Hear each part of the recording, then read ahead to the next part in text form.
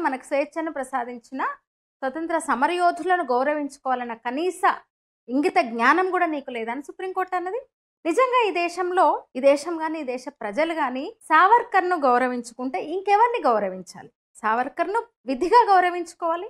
Cinema కథ కూడా తీయలేరేమో, అసలు తట్టదేమో సినిమా వాళ్ళకు కూడా. అది బ్రిటన్ నుంచి నౌకలో తరలిస్తుంటే, సముద్ర మార్గంలో నౌకలో తరలిస్తుంటే ఫ్రాన్స్లో కమ్మోడ్లో కుంచుకొని పోయి జారి సముద్రంలో పడి ఈది ఫ్రాన్స్ వీధుల్లో పరిగెడుతుంటే పట్టుకొని అరెస్ట్ చేశారు. అంతర్జాతీయ చట్టాలకు కూడా విరుద్ధం అది. తనను ఏ జైల్లో అయితే, అండమాన్లో ఒక కటిక చీకట్లో ఏ జైల్లో అయితే ఉంచారో ఆ జైలు గోడల మీద రాసిన వాటిని కొన్నేళ్లకు జైలు నుంచి బయటకు వచ్చిన తర్వాత గుర్తుంచుకొని పుస్తకంగా ప్రచురించారు. అసలు జైలు అంటేనే అసలు ఎవరికేం గుర్తుంటది? పోనీ ఆయన గడిపిన జైలు జీవితం ఎట్లాంటిది? ప్రతిరోజు 2 బస్తాల కొబ్బరికాయల పీచు తీయాలి గోళ్లతో, గానుగ తిప్పాలి. తెలుసు కదా గానుగ అంటే. అలాంటి పరిస్థితుల్లో ఆయన అంత కఠినమైన జైలు జీవితాన్ని అనుభవిస్తూ జైలు గోడల మీదనే రాతలు రాసి బొగ్గుతో బయటకు వచ్చి అంటే కంఠస్థం చేసుకొని అక్కడే బయటకు వచ్చి పుస్తకాన్ని ప్రచురించారు.